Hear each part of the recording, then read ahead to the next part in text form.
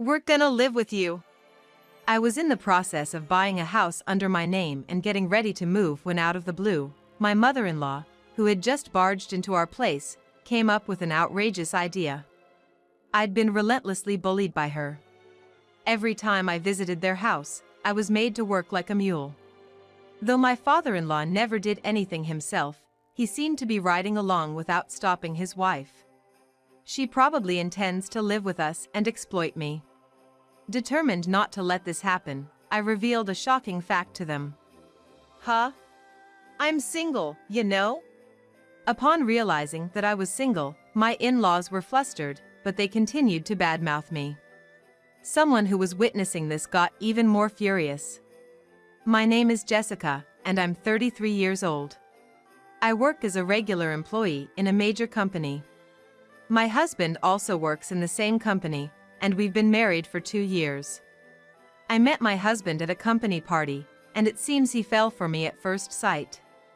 He asked around to find out which department I was in and started making moves on me. Initially, I wondered who he was, but seeing him come to see me and invite me out every day, I felt reassured and thought it might be fun to be with someone who pursues me so persistently. I accepted his confession. After dating for about 2 years, we happily tied the knot. We were supposed to have started a blissful married life. Life with my husband was going really smoothly. Since we both worked at the same company, it was easy to coordinate schedules, we shared household chores, and we even went on trips occasionally. I truly feel grateful for marrying him. Except for one thing. That would be my husband's parents. When we visited them before our marriage, they seemed very kind. And I thought we could build a good relationship. But as it turns out, they were quite the opposite.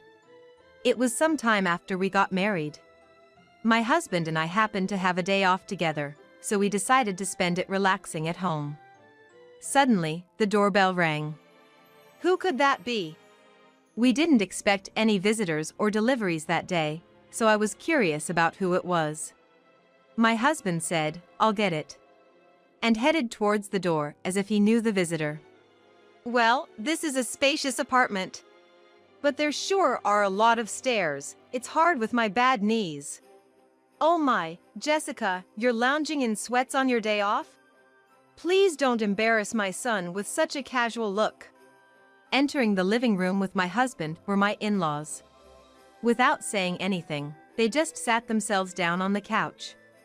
As you can see, they had an attitude, often making snide remarks towards me, acting as if they deserved respect. While my father-in-law never directly caused any harm, he seemed to be riding along with his wife's behavior. Hey, why'd you invite them on our day off? We had plans to relax together, remember? Sorry, they just insisted, and I couldn't say no. Ugh. Fine, but you could have told me. I've always faced various harassments from my mother-in-law. Every time something happened, I consulted my husband, so he's aware that things aren't great between me and his parents. But, since he's an only child and feels the duty to honor his parents, he's hardly ever stood up to them on my behalf. Good grief, can't modern wives even serve a simple cup of tea? While my husband and I whispered to each other, my mother-in-law loudly and indirectly demanded tea.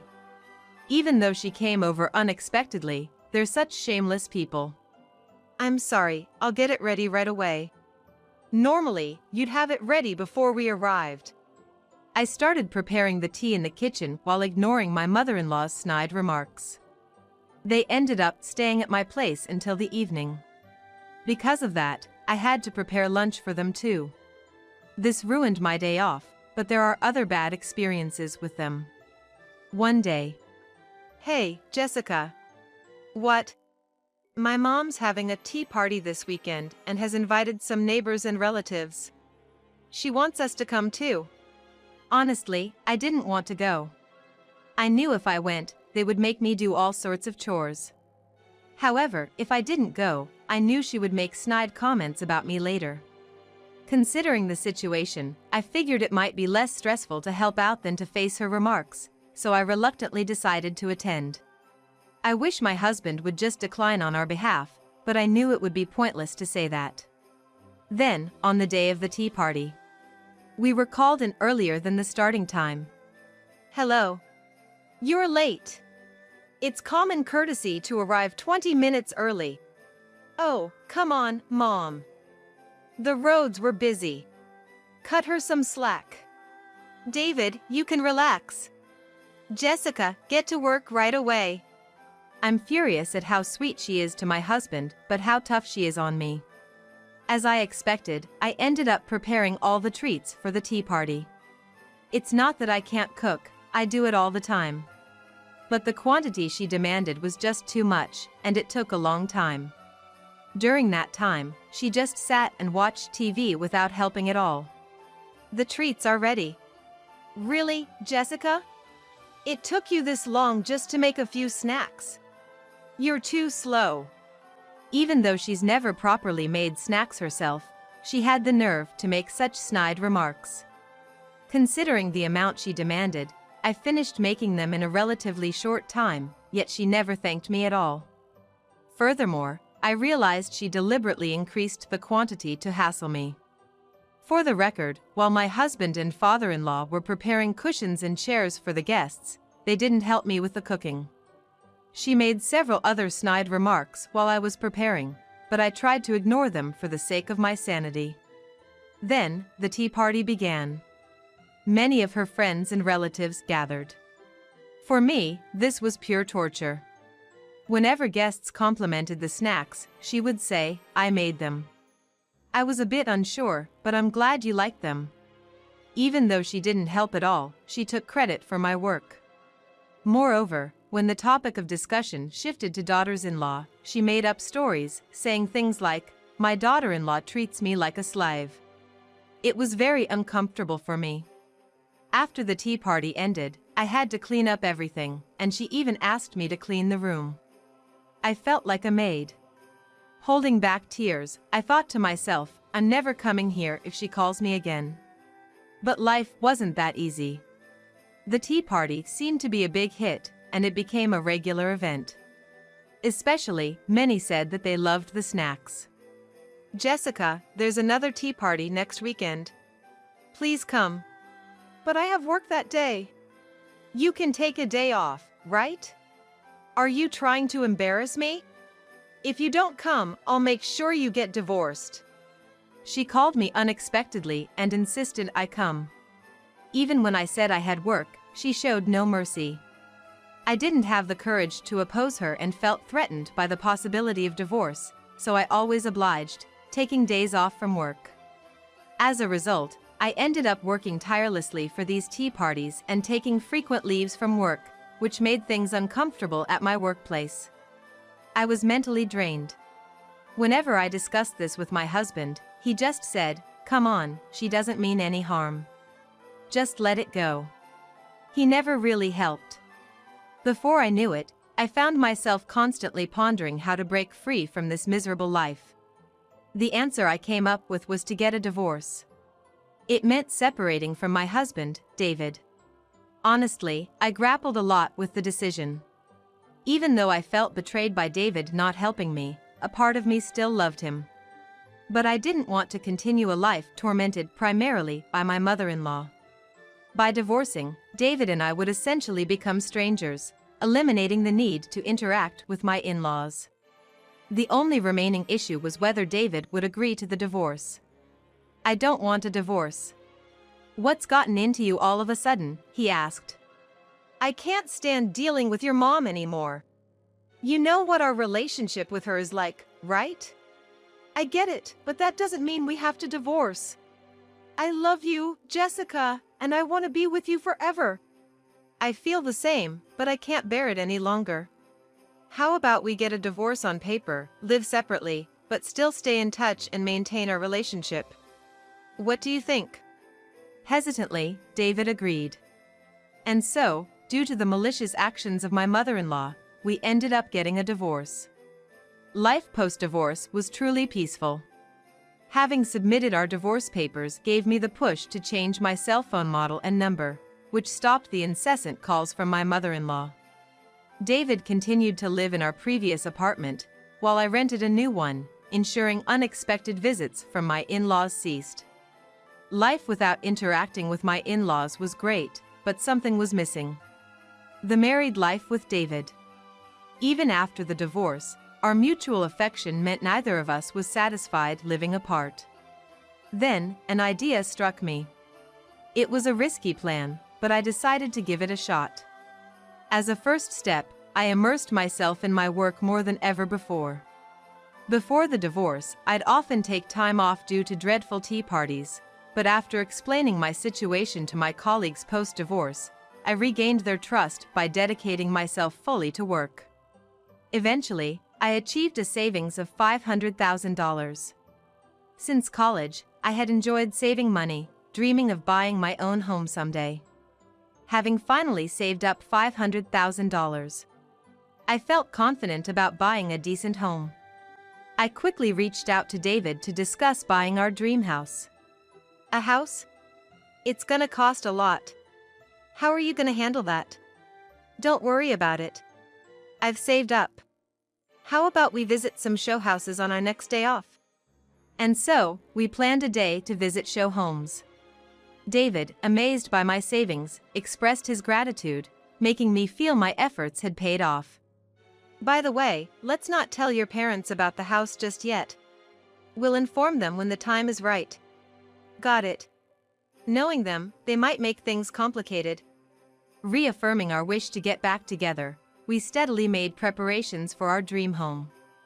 After some time, we visited various model houses, discussing preferences like, "It'd be nice to have an outlet here, I prefer this kitchen layout, and I'd like a kitchen with a view of the living room." Considering future children, we kept their needs in mind. Finally, the blueprint was completed and construction began. Discussing the budget with the contractor, we made sure it stayed within $500,000. Our house is gonna be here. David mused. I'm excited. Speaking of which, have you made up your mind about our plan? For us to live happily in our new home, it was crucial to ensure there'd be no interference from David's parents. David needed to either convince them to keep their distance or cut ties altogether. I'm sorry, I just can't make up my mind yet. You know, I'm an only child. Of course, I understand all the terrible things Mom did, but I owe her for raising me, and I'm worried about what'll happen to her if I'm not around. I can't forgive my in-laws, but I do understand how David feels. Well, it's up to you, David. I bought the house under my name, and since we're divorced, you don't have to force yourself to come here. I let him know. Now, it's up to David to decide. We parted ways that day. I had some time before the new house was ready, so I got back to work and slowly prepared for the move. Regardless of David's choice, I was ready to give his parents a hard time. Either way, my plan seemed to be working out. After getting home from work that day, I continued my moving preparations. Then, my phone buzzed, indicating a new message. It was from David. Good job! Seeing the message from David, I smirked. Things were looking like they'd head towards the best possible future. After a while, my dream house was completed. It turned out great, just the way I wanted it. Seeing the finished home made me realize the magnitude of this purchase. But, just because the house was ready doesn't mean I was content. The real challenge was about to begin. Since I had been preparing to move even before the house was ready, the movers smoothly transported all my stuff to the new place. After the move, I went to the apartment where I used to live, and where David now lived alone. I sat at the dining table in the living room and soon heard a flurry of noises from the entrance. The moment had come. David brought his parents. It's been a while. Why haven't you invited us over? Young folks these days have no manners. The ever-complaining in-laws headed towards the living room. As soon as they saw me, Jessica. We heard you were on a long business trip, but you're here. Why didn't you tell us sooner? Sorry about that. I just got back yesterday and was too busy to reach out. Of course, I never said anything about a business trip. I had lied to them for this very moment. Well, all right.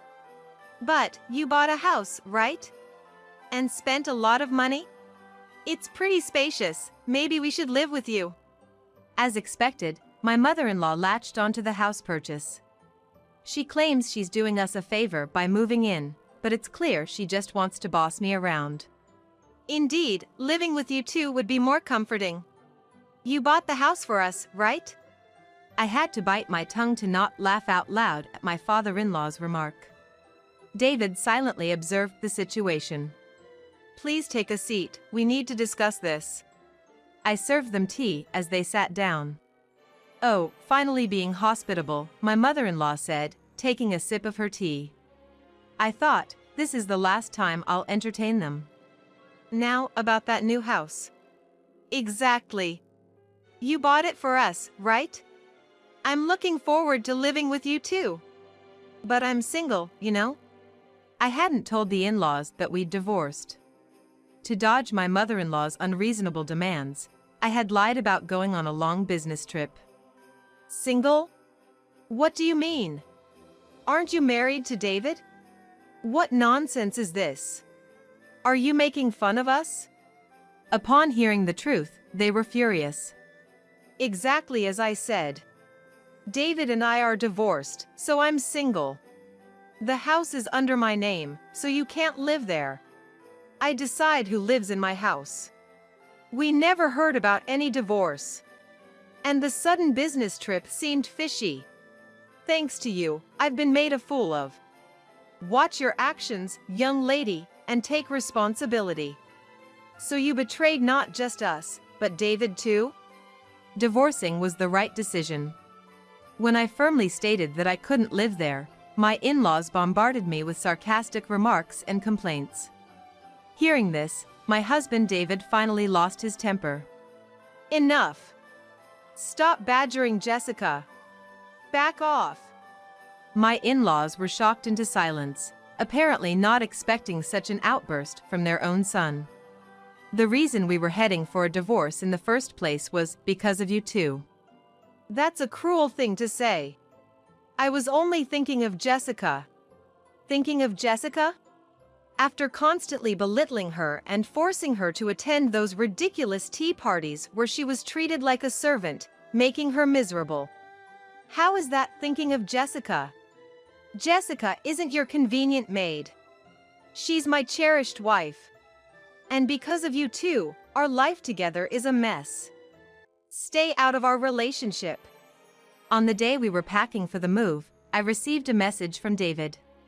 I'm really sorry for everything. I've decided to cut ties with my parents. I had thought that he didn't truly love me because he never helped out before. Hearing David's true feelings, I almost burst into tears. I was their only child, so I thought they'd be lost without me. I owed them for raising me, so I never said anything.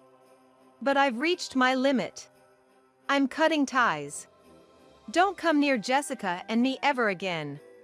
Is that how you talk to your parents? People who hurt my beloved wife don't have the right to call themselves parents. Don't say that. I'll try to improve my relationship with Jessica. I didn't trust my mother-in-law's words at all. After hearing what David said, you can still say that? Do you want to hear this? I opened a voice memo on my phone and played a recording. It was a collection of the snide remarks my mother-in-law had made to me. There were also a few from my father-in-law. Their faces went pale as they listened. If you try to approach us again, I'll take this to a lawyer. That's how it is, so please leave. And by the way, we've already canceled the lease on this apartment, so showing up unannounced won't do you any good. With that, David ushered his parents out, and they left dejectedly. That marked the end of our long struggle with my overbearing in-laws. Afterwards, David prepared for our move to our new home. Rumor has it that word got out in their community, and they became the talk of the town. I wondered who could have leaked it, only to find out David had told some close friends about the situation to ensure his parents wouldn't overstep their bounds again. I hadn't thought of that, so I almost gave David a standing ovation. For my part, David and I reconciled, resubmitted our marriage license, and are happily back together. The strategy one had in mind worked perfectly. Now, we're comfortably settling into our dream home. It was quite an investment, and given the uncertain circumstances when we bought it, I was nervous. But living here happily with David, I feel it was worth every penny. And then... No way! What's up? Look at this! Is this? To our surprise, I was pregnant. Our future as a family of 3 in this house isn't far away. Though challenges lie ahead, we want to be good parents to our child, learning from the mistakes of David's parents.